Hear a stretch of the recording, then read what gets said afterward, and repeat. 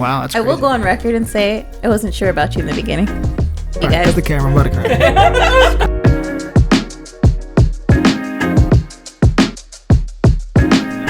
Cheers. Episode 1. Cheers, guys. Cheers. Cheers. Cheers. Well, here's the intro. Was that on camera? Mm-hmm. Hey guys, thank you for coming in.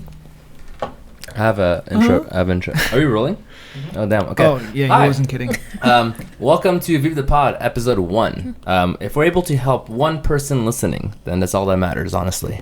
I'm your co-host Alex, and this is my other co-host Miguel. Please give a warm welcome to our very first guest of honor, Thaurice Milloy. Thank you so much for having me. She is a woman of many talents, and we'll all get to know her more today. All right, starting off, Thaurice, congrats on your your paid writing job. My first major paid writing gig. Amazing. Yes, there we go. Congrats. Thank you so much. It's been a long journey. Which we kind of know because we actually been friends with you. If people don't know, we're quite close. All of us, we're pretty much like a little family. But going back to, let's bring it back to who you are and how you started up to this point in your journey. So tell us a little bit about yourself, where you're from. Okay, so I go by Recee to most people, and I'm from Atlanta. Woo woo. ATL. I originally went to school to be a teacher, which I absolutely loved for 4 years. Okay. I think it is one of the funnest, coolest, hardest jobs I've ever had, and I think it deeply shaped who I am as a person and how I see the world. I also was completely burnt out. If you know nothing about education right now, it is a shit show, and I couldn't do it anymore. Well, first of all, teachers in general don't get paid enough at all. So that's just a pointer right there. Mm-hmm. Yeah, you never, it's crazy. The amount of work that you're supposed to do as a teacher and the amount of pay that you get. It's just not, I was burnt out. So I decided to take a step out of the classroom. And writing has always been a major passion of mine, but I was always afraid to pursue it. Okay. Until recently. Yes. Or the past maybe year and a half. It's something that I've always really wanted, and I've kind of flirted with the idea. I've been in right writings. I've had my own blog, but I've never hey, let's create this passion. It was more a side thing, pretty much you were doing. But what made you take the initiative to be you know what, I'm doing this? What helped you throughout the process? Because I know a lot of people out there struggle and taking initiative and just taking the first step into just going out for their dreams. What helped you? What made you be you know what, I'm doing this? I don't care I don't care what the outcome will be. I'm just gonna go ahead and do it and hope for the best. I think that's a really good question. I would say, I don't know, as cliche as this is, I think COVID happening kind of shook everyone up. Right. Agreed. When COVID happened, I was working at a restaurant where I met both of you guys, and it was miserable. It was the worst. At the beginning was good though. Yeah. The beginning. No, it was still miserable.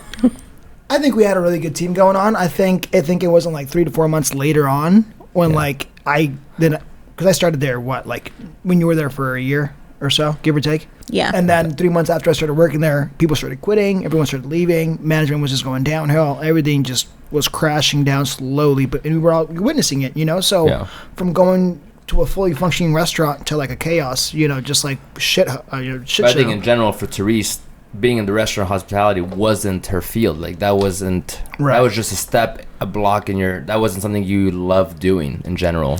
Right. So, I started serving when I was in college. So, I don't know. I was 21. I got my first serving job. So, it's always been something I used to fall back on. I would teach, and it's okay, I don't want to teach right now. I'm going to serve. And I would teach, and, it's easy to fall back on. It's a very lucrative field, especially here in Southern California. And it's pretty flexible. You work 4 or 5 days a week. You make what some people make 9 to 5s working all year, But I definitely think, COVID just kind of reshaped things. I was spending a lot of time by myself. I got to really think about, okay, what is it that I want to do? If the world is crashing and burning, fuck it, let's go for it, And I think a lot of people had the same idea. The Great Resignation is currently happening. A lot of people are hey, let's do something that feeds our souls. And I remember a conversation I had with my dad. I was like, I hate this. Like, I'm miserable. I hate going to work. Like, if you hate going to work, it's time for a change. 100%. Totally agree. I agree. Definitely with COVID, I think I think a lot of people realized, like, what am I doing in my life? Because everyone, like, everything stopped. Like, everything paused. You couldn't go to work. You know, you couldn't go anywhere, really. And you were just thinking, like, what is the purpose of life? Like, what do I want to do for the rest of my life? What is the purpose of life? Or, like, what do I... How do the stars align on Tuesdays? No, but, like, what do I want to do for the rest of my life? Right. Like, no, that's a really good question. Like, now all of a sudden you didn't have the materialistic stuff. You couldn't go, you know, you couldn't go to the mall. You couldn't go work out. You couldn't do things that you took for granted. Everything paused and you were just by yourself. So now it's like, what can I do, or what should I do to be happy moving forward when this is all over? Exactly. Instead of, it just took time for everyone to reflect, pretty much. So I think that's what happened to you. Definitely. And I just want to say that I don't think that you should ask 18-year-olds what they want to do for the rest of their lives. Because you don't know. Exactly. And you're going to change your mind. And I think that you should. Like, who says I should do the same job for 30 years, you know? I think those days are over. Yeah. People that had the same position at the same company for, Right. you know, especially like millennials, our generation. It's like, hey, some of us are on our third or fourth job post-college.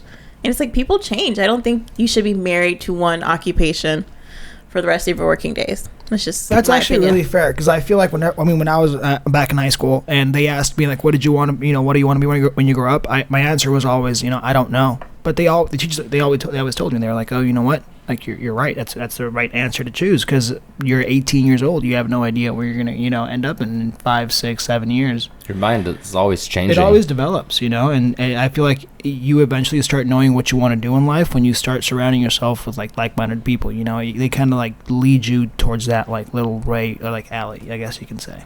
I wouldn't say fully like-minded, because back then when you're 18, your mind is, you know, different people. Well, but like my 18-year-old 5, mind, 6, 7 years later, which is when you're like, you know, 23, 24. I think you have to surround yourself with people that you want to be around with, or people that you look up to. Yeah. You might not even be there mentally, but you know that in 5 years, I want to be there to some extent. Yeah. I mean, when I was 18, I looked up to freaking, what's his name? That guy from 2.5 Men. What? Yeah. Yeah. What's that guy's name? Charlie Sheen, dude. Ew. I looked up to Charlie Sheen when I was 18 years. I kid you not. You're terrible. I thought he had the best lifestyle ever. I would never admit that to anyone. He would go on show, be himself, get paid millions for it, and then go back to his house filled with like just drugs, booze, and chicks. I mean, it sounded fun at the time. I was 18 years old. Like you said, this is why you don't ask an 18-year-old kid what you want to do for the rest of your life. What do you want to be? Charlie Sheen. That's my role model for life. No, seriously. No, I'm serious. Sheen. Well, Mr. Sheen. I hope it changed a little bit. We're so glad that's not the life you're pursuing now. It definitely changed. It's came a long way since then, and I think it was only my role model for like about a year. Oh, okay. Yeah. So it wasn't that long, but from 17 So to that 18. was 11 months too long. Yeah. No kidding. It was a phase I went through, you know. I think we all have certain had our phases like phases. that. Exactly. Yeah. But for the most part, I grew out of it, and I'm happy. You know, I'm happy. There you go. I'm not a Charlie Sheen, really, because At all. shit. For the record, at all. Let's line up the... Just kidding. Thaurice, you said you served while you were in college. Where Yes. did you go to college? So I went to the University of Georgia. Go Dogs! Woo, woo, woo. Exactly. And I got like my first serving job at this place called Fats Cafe that closed down. But I started as like a host there. And my first day serving was Mother's Day, and they were like, "Hey, Oh, terrible. we're short one server. You want to jump on the floor?" And I had never served before, and I was the host, and I was like, okay, like, let's do it. And I remember I made $80, and like back then in Georgia, that was like really good money. And I was like, woohoo, I'm gonna be a server. Make it big. And for the record, if you work in a restaurant and you know how Mother's Days are, I mean, It's like one of the worst days. It gets crazy, really. And just the fact that it was your first day serving and you still walked out with like a good amount of money and you still wanted to be a server after like all the ruckus and the hecticness. I mean, you know, props to you. You did a good job. Yeah, I'm sure you did great. That kind of reeled me in. Yeah. How were you in college? So we know you how you are now, which we'll talk more eventually about who you are as a person now. But in college, where were you the same as today? Like Miguel, obviously at 18 years old, was very different than he is now. Oh yeah. So how were you in college? Were you the Thaurice that we know today, or? So I definitely feel like a lot of the people I'm friends with now would not have been friends with me in college. Okay. I feel like I was wild when I was in college. I was we would be best so maybe we friends. would have been best friends. I feel like I'm a lot more calm, Define a lot more wild. centered. I mean, we just like to party, my friends and I, and we partied a lot. Yeah, but that's the college lifestyle, you know? That's normal. I did. How wild would you get though? What was your wildest adventure in college? Like I don't know if I want to say that on the podcast. Okay. Oh, let's say it. What's the wildest thing you did in college that you feel comfortable of speaking in front of a camera? And you won't get Into our arrested for it. podcast. Exactly. Yeah, I don't. Okay. No names, no nothing if you don't feel comfortable saying names, but just, you know, your little adventure you had. Name drop. Definitely not gonna name drop, but I would say probably one of the. No, I can't say that one either. I think trying to think. I had a really good college career, but I feel like maybe Valentine's Day, my junior year, I sprained my ankle because I was like so belligerent. Okay. And like I didn't even know it was sprained until the next day. One of my friends were like, "Recee, your ankle's a grapefruit," and I was like, "Oh my gosh, you're right. I don't feel anything." And the next day I woke up, I was like in so much pain. Like I could not put on shoes for like Right. 2 weeks. Oh shit. But I fell in the bar. Like I don't really remember how I got there. I just remember we had started drinking at like 9 a.m. We had mimosas. We did this workout class together, drunk. After, oh my. And like kept going. We had lunch and then kept drinking, and we did like this thing called Power Hour. Power hour. Where like you take a shot on like the 5 every hour. So you take a shot 10:05, 10:15, 10:25, and then we went out. So I was Wow. So wait, 5 every hour. What is that? 5:05. yeah, 5:15, 5:25. That's like 12 shots an hour. That's No, not 12, Wait, right no, now. it's not. Sorry, 12 shots. 5 No, 5:05. That's 6 shots. 6 shots every hour. I'm sorry. okay. I was cutting in 5s. My apologies.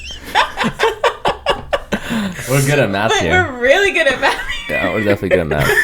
So, I mean, Cutting with my fingers. that's a lot. And like, you know, when you're in college, it's like really cheap alcohol and you've been drinking all day. Yeah. Oh, and I just got broken up with my long-term boyfriend at the time. So Oh, I was just okay. a mess that day.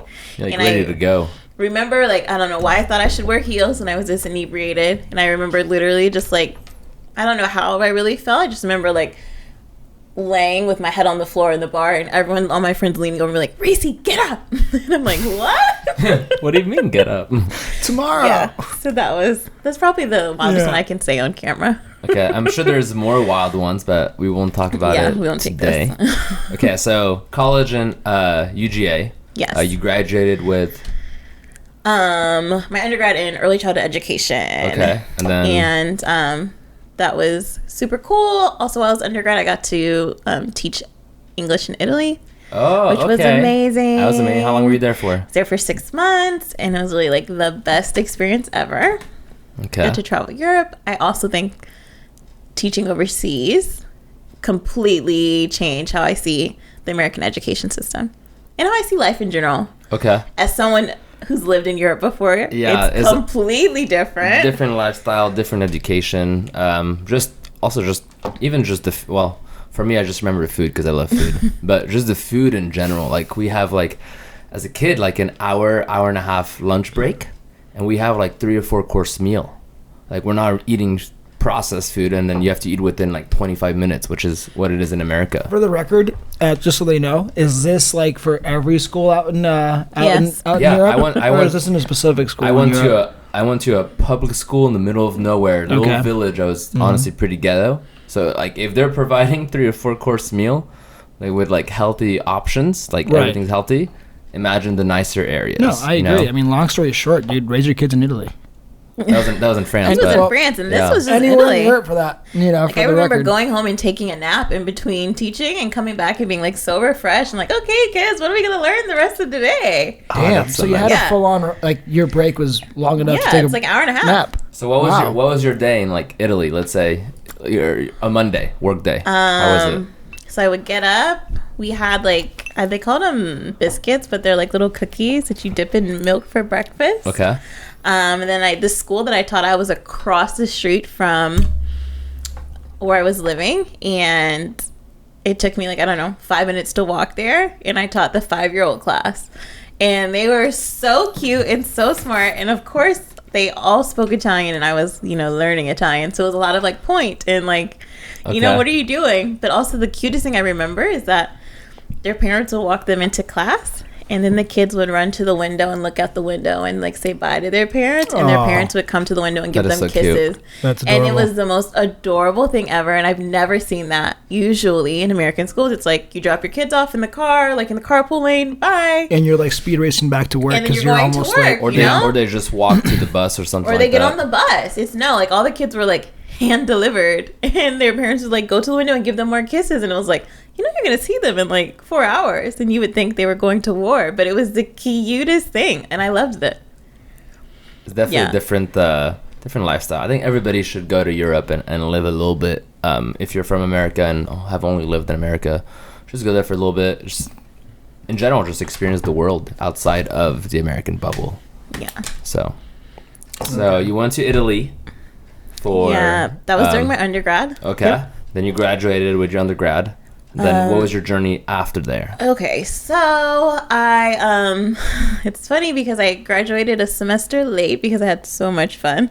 All my friends graduated in May, and I had like one more semester left to get everything together.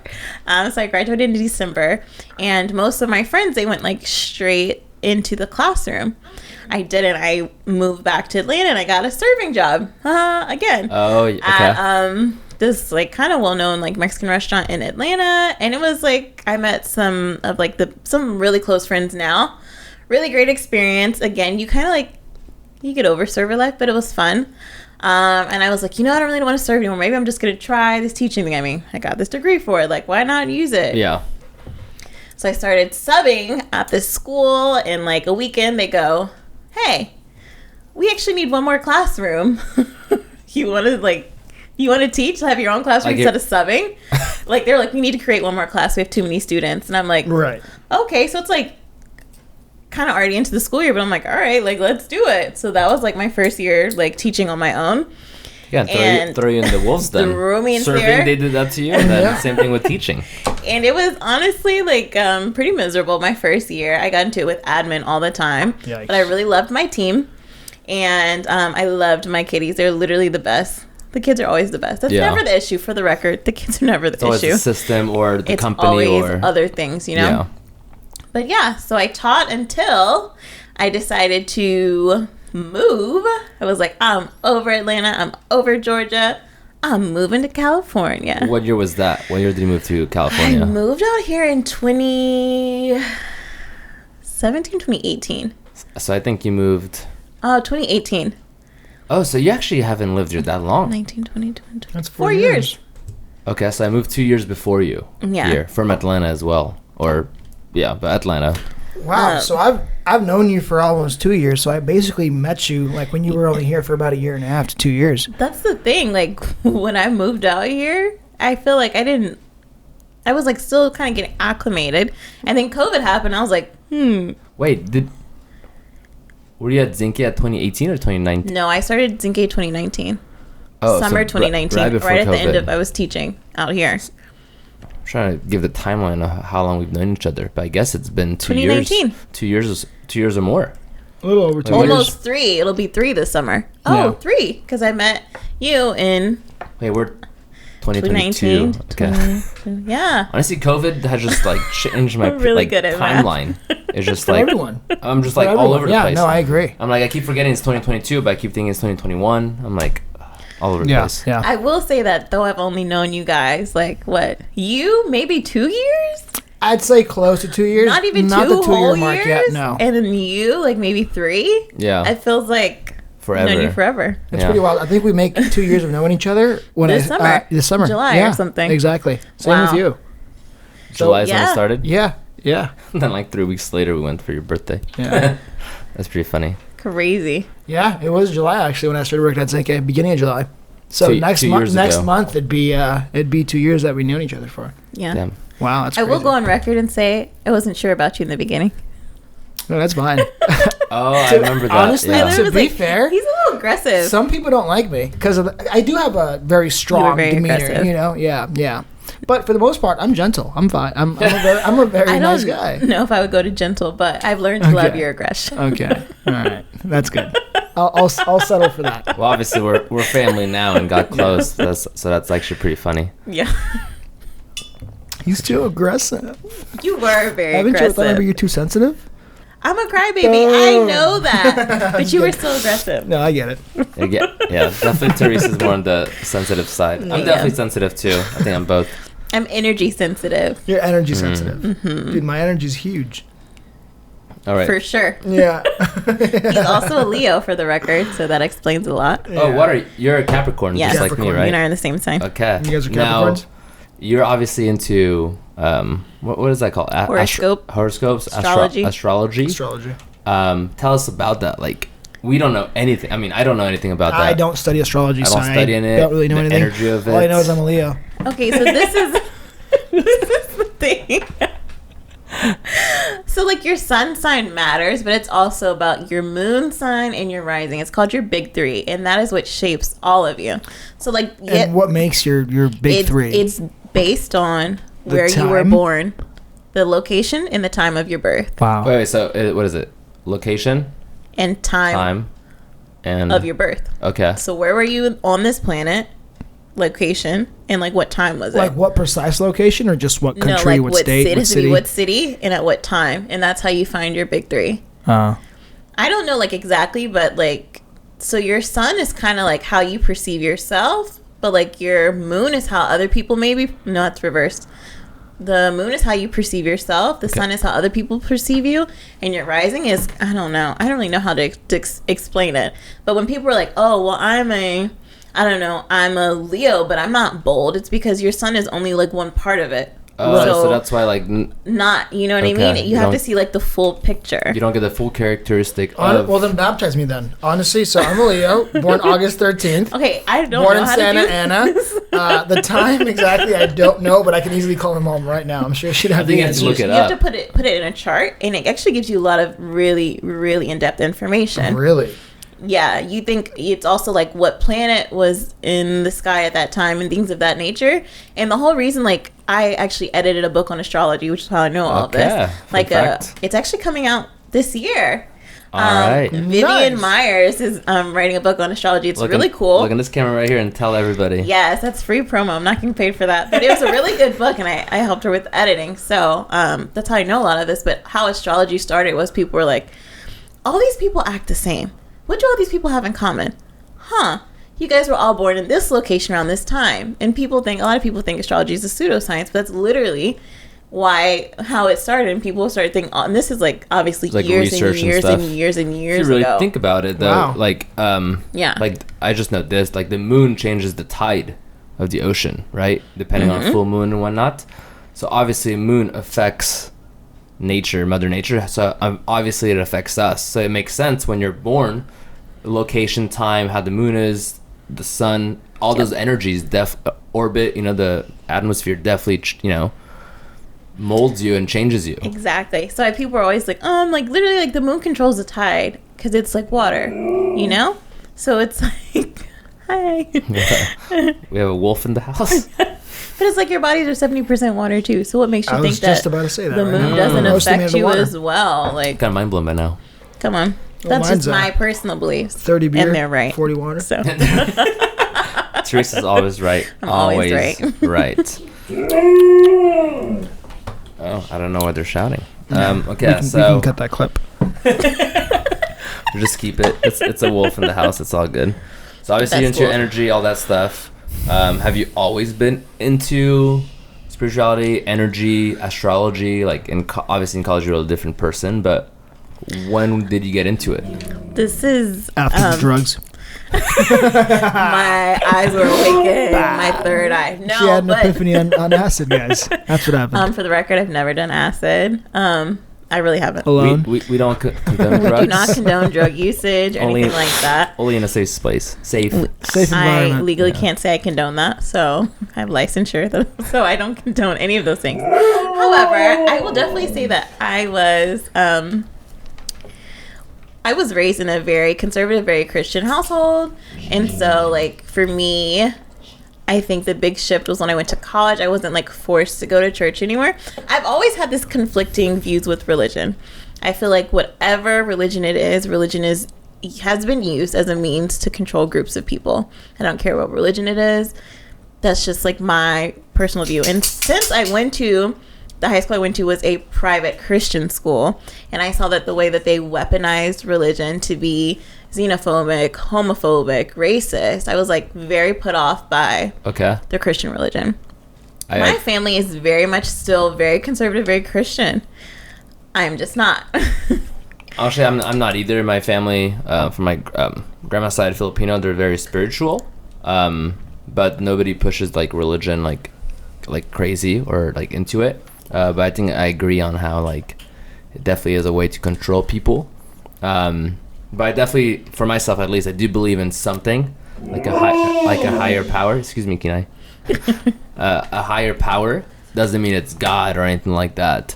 But at the same time, you don't need to push it towards people, you know, like a religious group, or you have to go to a building to pray and whatnot. So you're like agnostic. You believe in a higher power, but you just don't know what the higher power is. Yeah, I don't know what it is. You believe in something. I believe in something. Yeah, I agree. I mean, something must have created us. You know what I mean? Absolutely. I also have a huge thought on that too, because my parents are super Catholic as well. Hispanic and I feel like culture. Very Hispanic. You know, and I just feel like for the most part, a lot of Hispanic parents are like that. They try to push their kids into the religion. But I often find people going into religion when they're unhappy with their own lives. You know what I mean? I often find that they go into religion when they feel like they're in need of somebody and they think God's going to be there for them. And in reality, it's like they're the ones helping themselves out. They just think God is, you know, because they have someone to fall back on, as they quote, right? Yeah, but I think that's in general, like a lot of people, like I think like in tough times and whatnot, they feel like they can't control anything. So they try to put it on a higher power, which sometimes it's good. Sometimes it's good. But isn't that amazing? Like, let's say God does exist, right? But let's say he doesn't. Okay. Right? And all these people going into religion, getting out of like the toughest situations in life, are literally doing it all on themselves, just all by themselves. But they're giving all the props to someone that doesn't even exist. And they're just... Well, to See, us, this not is the taking any thing. props us doesn't exist, but to them. My favorite book is Eat, Pray, Love, If he right? doesn't exist, he doesn't exist. But this is the thing. Listen. So my favorite book's Eat, Pray, Love.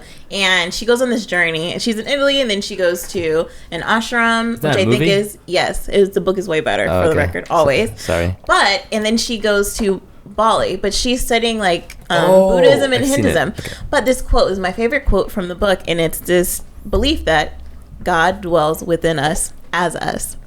You are God. So when people are like searching and they put their faith in this thing that they are believing so hard, it's you. Like, yeah, because they did all the work, but then they're putting it as God, but they're actually the one who did it. So it's like my personal belief that we all are these infinite, limitless beings, but we have to tap into that. And I think infinite, limitless beings. I love that. That's really I never good. thought about that. That's actually a good quote. But like we are, and so like divinity or whatever is within us when we tap into it. Some of us, I think, maybe use religion as a crutch to tap into that, and then some people don't, necessarily need that. That's my belief. It's kind of why Kanye calls himself a god. I guess it is, huh? But also, he's very religious too. He probably watched. He probably read Eat, Pray, Love. Yeah. But I think that's like a Buddhist belief, though. So, like, if you're like, I think it's part of their religion. They go to Bali. Yeah. I'm pretty sure I don't know if it's Buddhist or Hindu. I'm actually not sure. So I have no idea. One of those. Yeah, don't. Yeah, I don't want to misquote. Sorry. Yeah. Speaking facts here only, baby. Why'd you take care of what were we talking about? Oh, religion, spirituality. Oh, how did I get here? Oh, I forgot where we were going. Yeah, like so how I feel like, were you always... No, I feel like when I was in college... Okay, so after being in high school, I was like, hey, something is fishy about this religion. Yeah. Like, you can't tell me that God is love and this is how you treat people. That is not of God. And then, when I was in high school... What's his I almost said Trump got elected. He did not. But Barack Obama got elected for the first time, first black president, and it was in Georgia. It's still very there's a lot of racial tension. Yeah. And I remember like teachers saying like, if you're Christian, you shouldn't vote for him, and like all these things where I'm just They're like, saying that to you? These are things that they said, and I remember clear as day, like walking into school the day after you got elected, and they would not look at us. That's manipulating the election. They can't do that. That's illegal.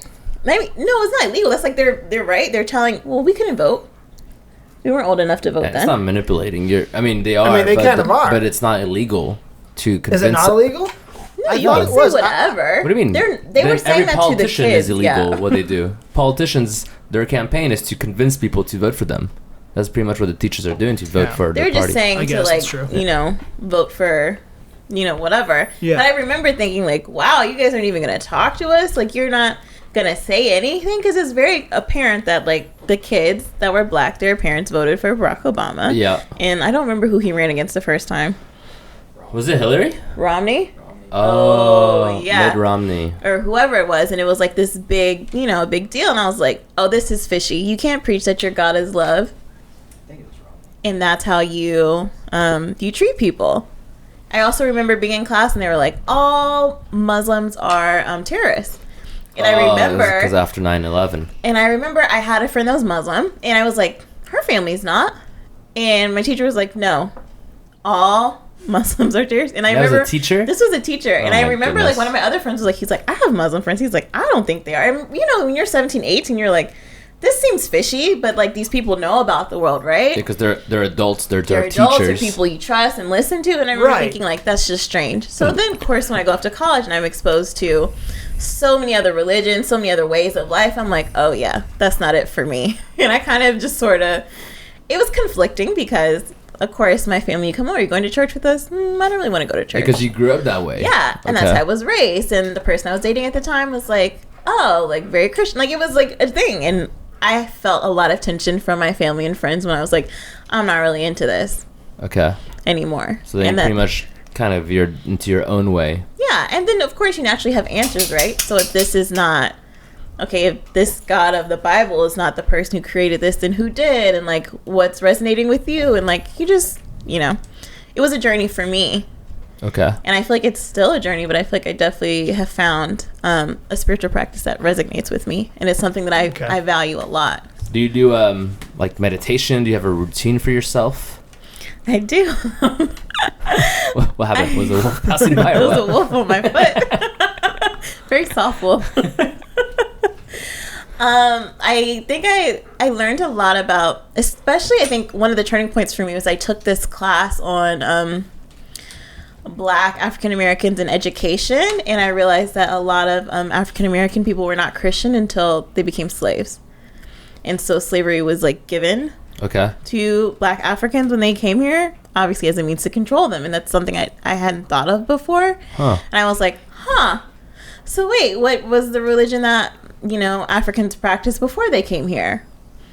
And so I started just thinking, and it's like, it depends on what region you live in, what country, a lot of different religions, but it's definitely more on spiritual practice and like honoring your ancestors and things of that nature. Okay. And so that's more of where my spirituality lies now. But that's where I started. I was like, that's interesting. And I was like, I don't really want any parts of this. Yeah, you pretty much got it from doing your own research. And you found, that's actually interesting. I'd never even thought of it that way. And that blew my mind. I was like, wait, what? If you really think about it, like a lot of like the African American community, like it's known to like go to church, and which was a way of like kind of, if you really think about it back then, controlling. That's actually mind-blowing. Yes, because the Bible then is like, like honor your master and like, all those things that are like they instilled in them. And then eventually God is your master when they became Exactly. So I was like, this is a little bit sketch to me, but I also have realized that some people, like you said, need religion. We do. Oh shit! Careful. And some people need religion. Yeah, no, this is the woke podcast right now. This is what we're talking about. A bunch of woke people being woke. I would never say that, but I would just say like these are my opinions and my beliefs, and I think some people do. No, I agree. Some people do need religion. I think you have some great pointers in this conversation that you're having, because honestly, you have to do your own research before speaking upon anything in general. I have heard a saying of like, you know, just people saying like, oh, we come from kings and queens, you know, and it's a very African American thing that they say. And I'm assuming it's going back off what you said earlier. Like I did my research and we praise our ancestors, right? Maybe your ancestors were, you know, kings and queens. You know, something along the lines. Anything you know about that? I mean, anything you can share to the people that don't know about that? So yeah, definitely. Again, it depends on like what country or region. You know, Africa is like a huge continent, so there's different practices for different people groups, and unfortunately, a lot of Black Americans don't know exactly what region they're from because of the slave trade and things of that nature. And of course, you could always do like ancestry or whatever, but don't give your DNA to the government, people. Don't do that. But anyways, have you done ancestry or 20? I haven't because I'm not giving my DNA to the government. How about 23andMe? It's the same thing. I kind of want to do it. I mean, I've been wanting to do it, but I never but you know what? I never thought it was the government. I genuinely just thought it was like a company. Just a separate company. Yeah, but then they have access. Yeah, because I'm sure on the paper it's like, oh, do you give access to blah, blah. Like on Instagram. All the terms and conditions that like you sign and you have no idea because you don't read. Because we don't read them. Exactly. Like on Instagram, you know, you could put for like ad payments, whatnot, you'll put your credit card and payment and your address. And then at the end it tells you like, do you allow us to share to sell your information to the government, other separate companies, to the IRS, because like if you're making money off social media, they want the IRS to know. Yeah, I saw that the other day. Fun fact. So yeah, I wouldn't, but like some people do, and I know this makes me sound like a conspiracy theorist, but I'm really not. I just just a little bit, just a little bit. Tiny bit. This is all I'm saying is so I wouldn't do it. on 9/11 and start a war right now. Shit, might as well. I haven't done enough research on that to speak on it. Okay, you know, we actually can't talk about on YouTube. I don't know if you could put like election stuff. Actually, I think they take it down. They flag it, but maybe because we're a very big YouTube channel, they might not let it go through. Let it go through because we're so popular. I mean, we only get like 5 million views. It's not like we're gonna hit worldwide or anything. Okay, so you pretty much so you came here. We met you at Zinke, right? You worked in a restaurant. COVID happened, and you realized that you're not happy working there. Yeah. And then you eventually you quit Zinke, right? That was you quit in what? Well, I officially quit in September of 2021. Okay, so then I stayed helping out, being a good person until December. Okay. So I finally quit in December. And what was your thought process of like? So obviously you got your first big paid writing job just recently. Once again, congrats on that. But back then, like, what made you like, you know, like, oh, I'm gonna quit?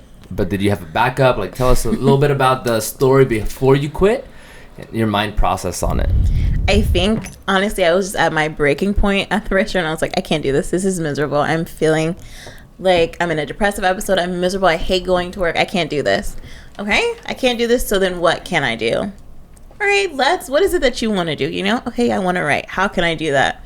Right, well, let's just apply for some writing jobs and see what happens. I sent out my first application, I believe, in October, because I remember telling you about it when we were in the Uber to go to dinner for something. I remember. And I was like, I applied to like the first 5 jobs or something like that, writing positions. That was in October of last year. Of 2021. And I didn't get hired until June of 2022. For the record. So took a while. It was a long journey. I would definitely say I thought it would be hard. I didn't think it would be this hard, and that's like honesty. Okay. It's definitely a lot harder than I thought. So you pretty much knew you wanted to quit the restaurant and then pursue pretty much a paid writing job. Right. When you decided to quit, actually, obviously you did it in October. I put my 2 weeks in. Then it lingered until December to help out and whatnot. Like, did you have a backup plan? Like, did you get hired? Listen, guys, I would not advise anyone else to do this because this was honestly a little bit reckless. I don't know. I always bet on myself. This was really wild. Well, I honestly didn't think it would take this long to get hired. I thought like, okay, I'm gonna quit, and then like a month or two, cool, we'll bounce back. Yeah. Little did I know, it did not. I'm just like a huge believer in you got to take that first step. And I feel like the longer I stayed at Zinke, I wasn't going to take the first step. because you're so caught up in that but world. So you did say it took a while to eventually, and you don't recommend it. But imagine if you didn't quit and you lingered, or you got another job for like 2-3 days a week and whatnot. Maybe you wouldn't have gotten a big writing job in June of 2022. Maybe you'd have been. I wouldn't have. I wouldn't, because the thing I know about me is that I have to like be all in. Yeah. If I'm like tiptoeing, if I'm like half-assing, like I'm not going to do it. So for me, I knew I had to be all in. I'm also like incredibly grateful for like my parents who have helped out, and like my friends and my family. Like I have an amazing village of people that have really like helped me from like drowning financially. And so unless you have that like village of people that are willing to like, I mean, I don't suggest that. You should probably save more money before you quit. But I definitely didn't. And then I did part-time like tutoring on the side. Yeah. While I waited for my dream job to come in. But it definitely was not substantial in any way to afford to live in Southern California. Yeah, I definitely remember a few times throughout the months you were ready to kind of quit, and like, maybe I should go find a part-time serving job to make some money to kind of like, what made you stop from doing that? I think for me, it's very uncomfortable to go from having money and spending it however you want Yeah. to having no money.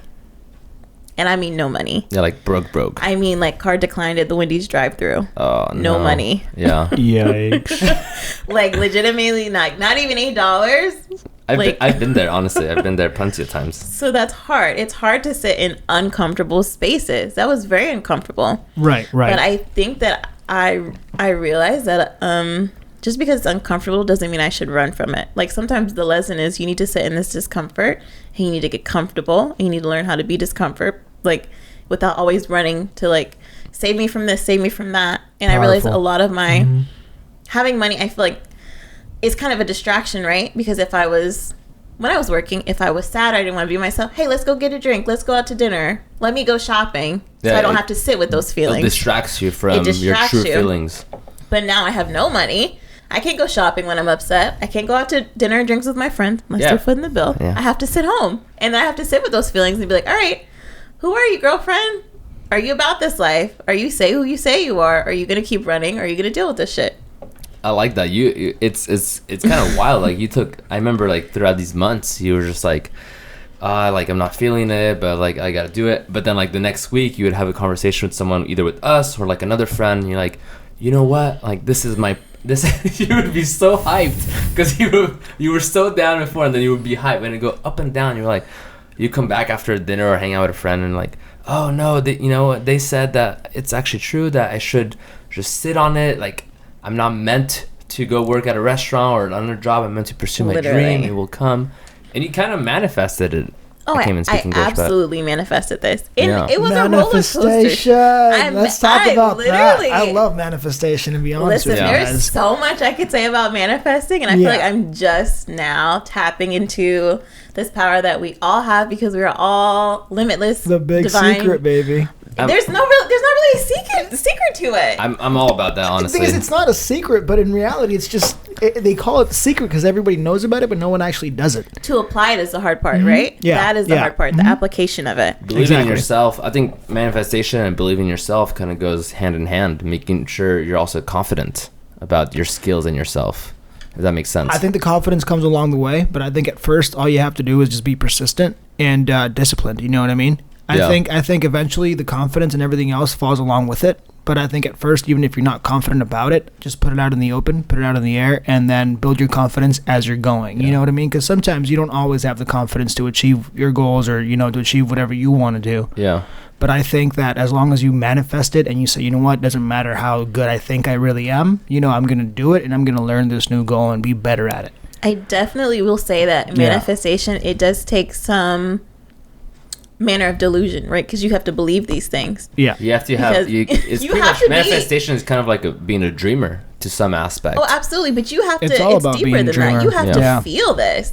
Like one thing I will say about manifesting, that feelings trump your thoughts.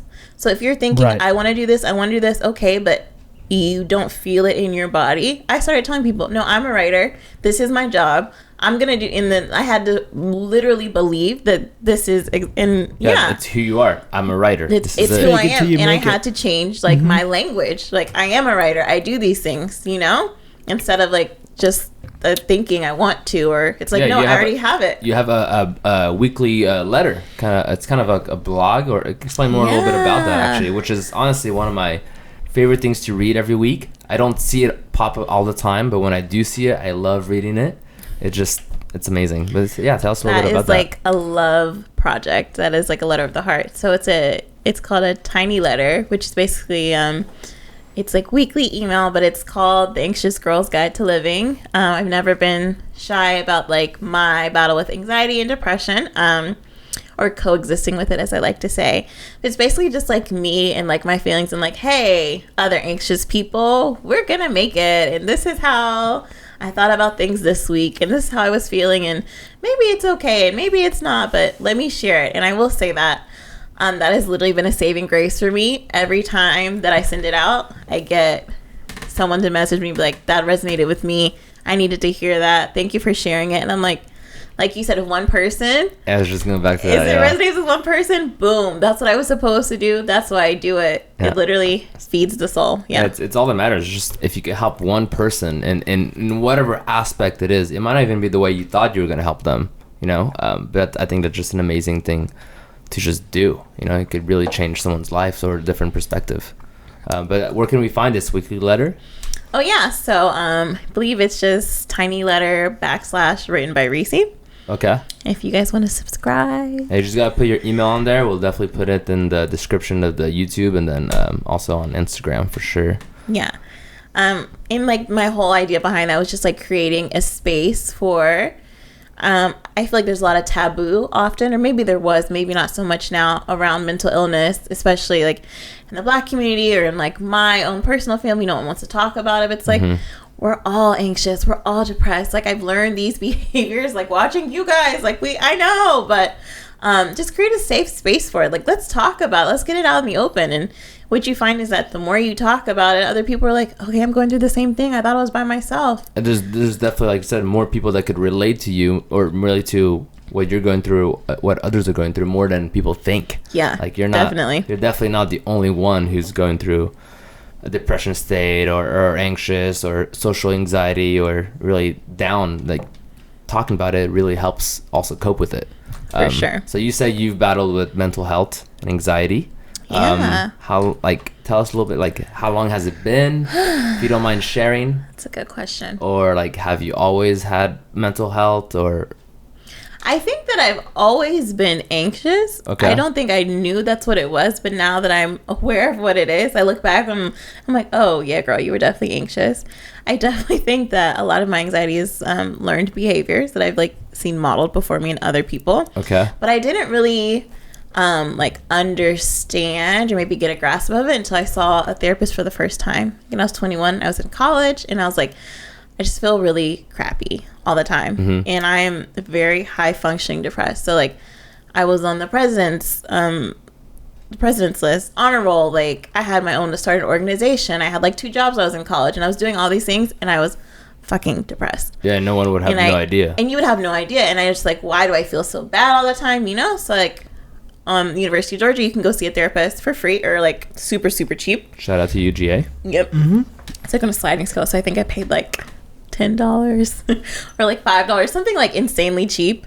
And just talking to someone about it, I was like, oh, that's what this is. Like, oh, you're having a depressive just hearing episode. Yourself saying it, or like whatever, them, they'd the be like, feedback you'd get from them. The feedback, and they would just like, I think like any good therapist, they would just ask questions, and like, I was like, oh, you know what? I went to a therapist because I went to the doctor, and like in at college, they like have to fill out these scales, and he's like, you rank pretty high on the depression scale. I think it was like 30 points, and I scored 28, and he was like, you ranked pretty high, like, like we can give you medication for this, or you can go talk to somebody. And I'm like, I didn't think I was depressed. I'm just like, I feel like shitty, but I thought everyone was. The first thing they said is like, we have medication for you. Yes. That's the first thing they said. I went to the doctor. It was like a normal like checkup or whatever. you go, this is like in a college town, so it's all college kids that go to this doctor. They give you this depression scale thing when you fill out with all your paperwork, whatever. If you had surgery this year, whatever, And I go in and he's like, yeah, how are you feeling? I'm like, fine. He's like, interesting. You scored really high on this scale. There are things that can treat it. We can prescribe you meds, or you can like see someone. That's like, I think that's pretty bad. Like the first thing that they say is like, oh, we could give you a prescription for it. Well, they're meant to help. Yeah, but that's the first option they give is to give you drugs. Well, like, that's America. That's terrible. Really think about that. Oh, like... What's your solution? Don't give that as a first option. Here's some drugs to make your depression better, Maybe first of all, first thing you should say, do you want to see someone? Go see a therapist maybe?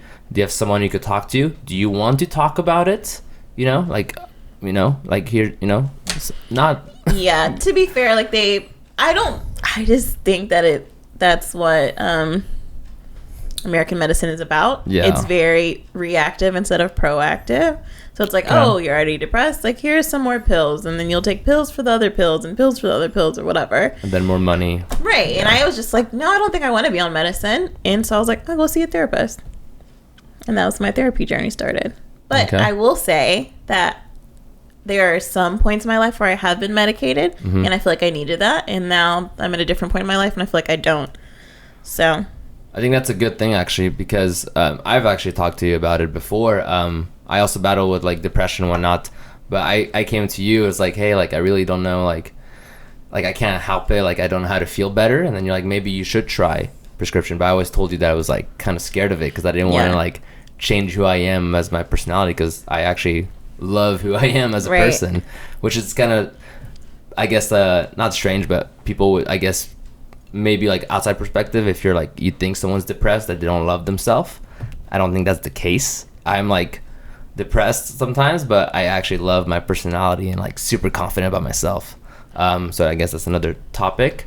But I went to you about it, and you're like, I've taken it before, and you could easily go off of it, which is actually interesting. I never thought of it that way. If you want to talk a little bit about that. Yeah, I think, well, first let me say I am not a licensed doctor or anyone like that. So, like, definitely talk to your own professional healthcare specialist about this. But I definitely think that there are stages in life that you need that. And there's sometimes you don't. I think you should, if you've tried everything, I don't know, sometimes it's like, okay, I'm working out. Okay, I'm eating healthy. I'm getting enough sleep, and I'm still having depressive episodes. Like, a lot of people think, like, if you work out and you eat right, like, that solves every problem. And it's like, that's not true. Yeah, that's like, not true. It's just like, just be happy and all this other stuff. And it's like, no, this is like very complex. This is a chemical imbalance. There's like a lot of other things that, right. But so this is my theory on this. I think that maybe working out and eating healthier and, going out, getting some sunlight, some peace of mind. I think it doesn't solve everything, but I definitely do think it gives you the strength to fight for it. You know what I mean? It definitely helps. Yeah, I think it helps with I think it definitely helps. Definitely helps. I think if you're, thinking of, just doing something stupid, I think you should definitely look onto that instead. Maybe go for a run first. Go do something. I will say that's hard to do, though. Yeah. If you can't even get out of bed, of course I'm not going outside for a run. Of course I'm not going to make anything nutritious to eat. Right. But it's as simple as one step at a time. You know what I mean? Just put your shoes on. It's simple, but not simple. 1, 2, 3 steps. Simple, but not.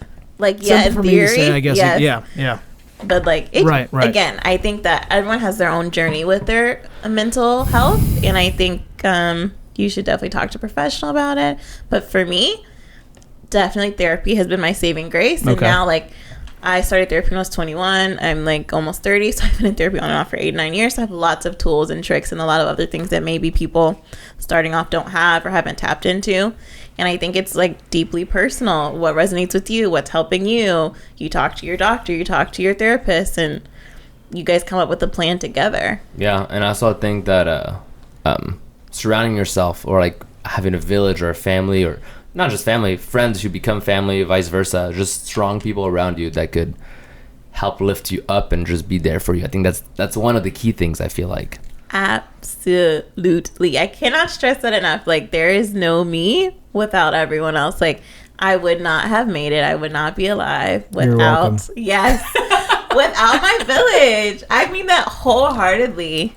Like, I don't know how other people make it without without people that are, you know, friendships, right? Or, you know, like just deep connections. The people I can just call and be like, you just pick up the phone and I'm sobbing, or you come home and I'm on your couch and I'm like, I just don't want to be alone. I don't want to be at home. Like, I just can't.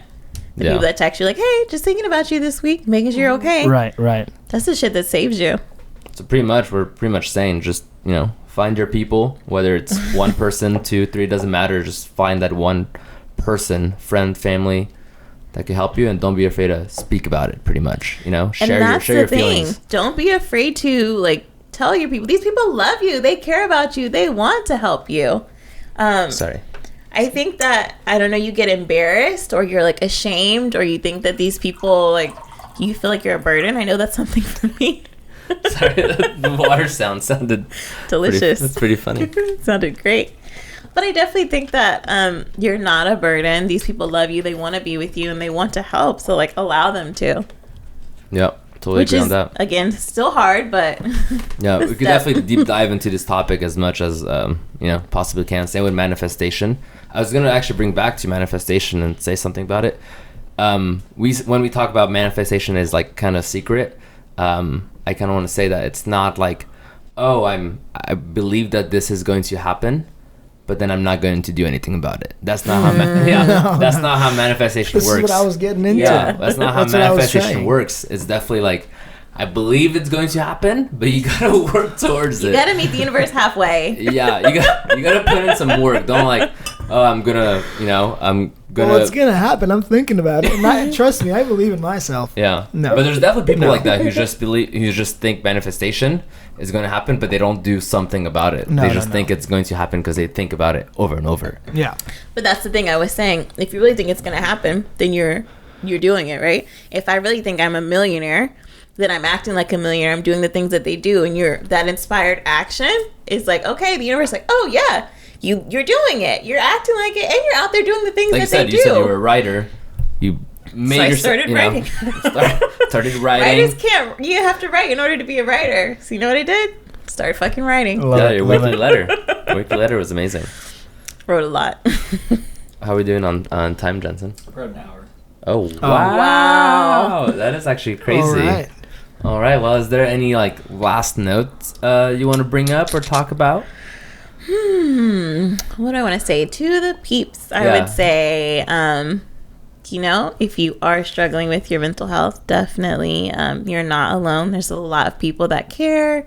Tap into your village, your resources. Subscribe to my letter. Where can they find you?